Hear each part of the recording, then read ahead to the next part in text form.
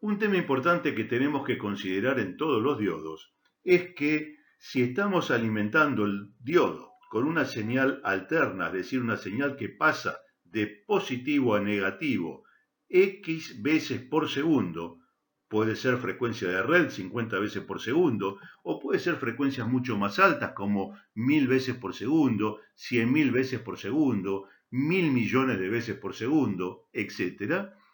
Nos encontramos que no todos los diodos tienen la posibilidad, la capacidad eléctrica de dejar circular corriente en tiempos extremadamente cortos. Por ejemplo, si estamos trabajando con una frecuencia baja, como 50 ciclos, mientras el diodo está polarizado en directa, circula corriente. A la salida tendremos medio ciclo positivo. Durante el semiciclo negativo, el diodo queda polarizado en inversa y por lo tanto durante este tiempo no circula corriente. Luego vuelve a estar polarizado en directa y vuelve a circular corriente, repitiéndose este esquema de pulsos positivos y tiempo sin corriente, eliminando los pulsos negativos. Esto es lo que hace un diodo rectificador. Ahora imaginen que empiezo a aumentar la frecuencia, es decir, la velocidad en que paso de positivo a negativo y nuevamente a positivo. Si la velocidad es muy alta, puede ocurrir que los electrones que están pasando en un sentido o los agujeros o lagunas que están pasando en el otro al mismo tiempo no lleguen a atravesar la juntura o muy pocos lleguen a atravesar la juntura cuando ya le invierto la polaridad y dejen de circular durante medio ciclo. Si lo hago cada vez más rápido, llegará un momento que prácticamente no van a pasar electrones. Cuando empiezan a pasar, yo lo invierto. Y así sucesivamente, cada vez a mayor velocidad. Por lo tanto, hay que saber que los diodos tienen un dato del fabricante que me dice hasta qué frecuencia funcionan adecuadamente. No cualquier diodo funciona a cualquier frecuencia. Esto generó el diseño y la fabricación de unos diodos particulares que se llaman diodos Schottky, cuyo símbolo ven ahí y cuyo aspecto físico ven en la foto a la izquierda, que son diodos para frecuencias elevadas. Los diodos Schottky funcionan a frecuencias extremadamente altas.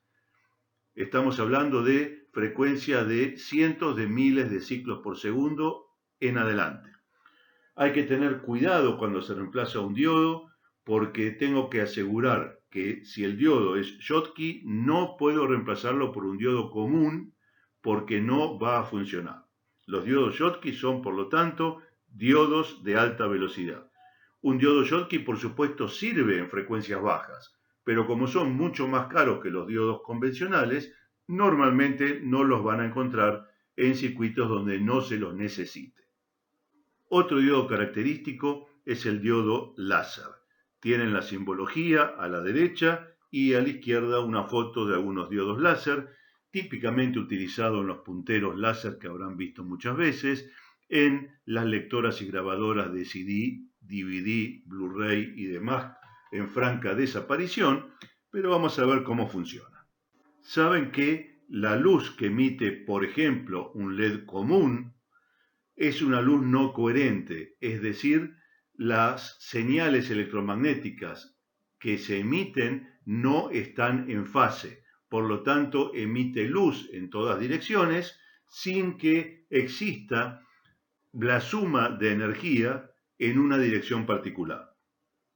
El láser, en cambio, funciona por el principio de luz coherente, es decir, vamos a lograr que todas las señales que emite nuestro diodo estén en fase, es decir, que todas tengan el punto positivo en el mismo tiempo, el punto negativo en el mismo tiempo, pasen por cero al mismo tiempo y así a lo largo de todos los ciclos. Esas señales, al estar absolutamente en fase, fíjense que si yo quisiera dibujar una resultante de estas tres que están acá como ejemplo, en este punto tendría que sumar el valor pico más el valor pico de la segunda más el valor pico de la tercera, lo cual me da un valor elevado.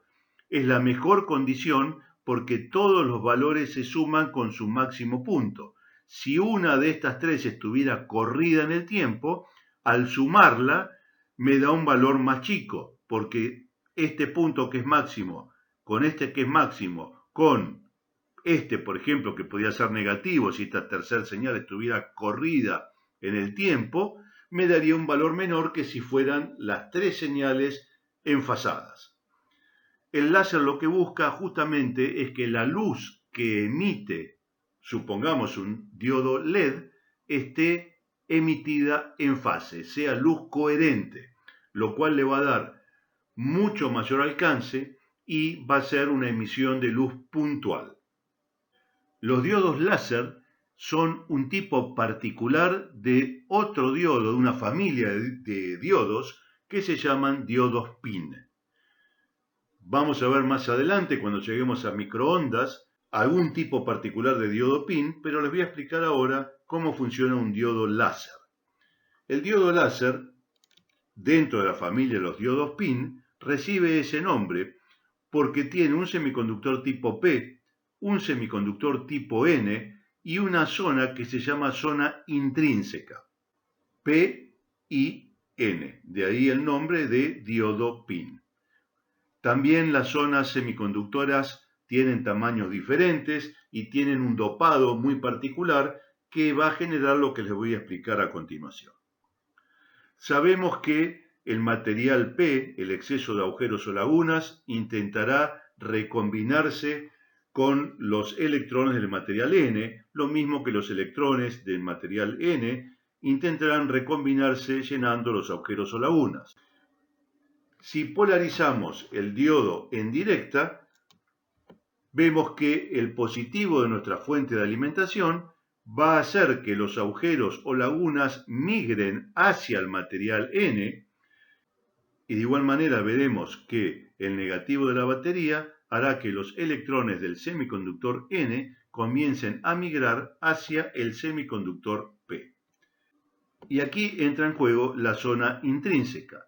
Esta zona intrínseca va a permitir que agujeros o lagunas colisionen con electrones, formen uniones eléctricas, tratando de anularse, cargas negativas con cargas positivas.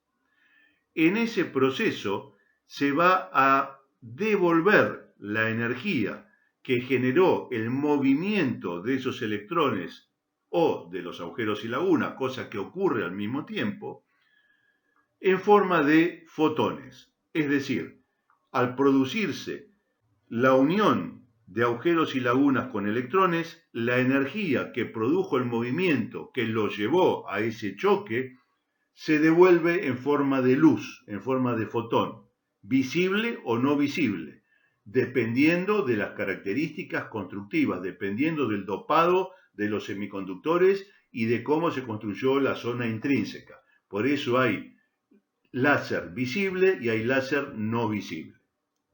Esos fotones que se emiten en la zona intrínseca son fuente de luz no coherente, no están en fase, se emiten en distintos momentos, recorren distancias diferentes, se producen en lugares diferentes dentro de la zona intrínseca, por lo tanto están desfasados. ¿Cómo hacemos para lograr que esa luz, visible o no, que se produce en la zona intrínseca, quede en fase? Vemos en una ampliación de la zona intrínseca cómo se resuelve. De un lado tenemos un espejo y del otro lado un semi-espejo. Esto va a hacer que los fotones que llegan al espejo se reflejen y, siguiendo las leyes de la geometría óptica, se dirijan hacia el otro extremo donde está el semiespejo.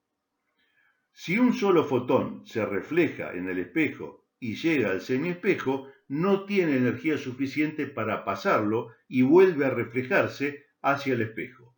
De manera que vamos a tener un montón de fotones rebotando entre el espejo y el semiespejo, hasta que determinada cantidad de fotones lleguen en fase, lleguen exactamente al mismo tiempo al semiespejo. Al llegar al mismo tiempo llegan en fase, llegan con el mismo valor energético, y si es suficiente para pasar, atraviesan ese semiespejo y salen del diodo formando la luz láser, visible o no visible, repito, dependiendo de las características constructivas durante el dopado. Es fundamental la separación física entre espejo y semiespejo y la longitud de onda de los fotones que se producen por el intercambio entre electrones y agujeros y lagunas. Eso se calcula obviamente durante la construcción y es extremadamente crítico, porque es lo que va a permitir que en pocos rebotes entre espejo y semiespejo los fotones lleguen al mismo tiempo, de manera que se sume su energía y tengan la suficiente para atravesar el semiespejo y salir del dispositivo como un haz de luz coherente, visible o invisible. Y para finalizar, les muestro la simbología de los diodos PIN en general. Recuerdo que el láser es un tipo particular de diodo PIN y por eso tiene su símbolo característico. Y arriba ven otro diodo que se llama diodo túnel. Vamos a ver con detalle el funcionamiento de los diodos túnel y de los diodos PIN que no son láser cuando lleguemos al estudio de las microondas, ya que son diodos especiales para funcionar a frecuencias de miles de millones de ciclos, es decir, dentro del rango de las microondas.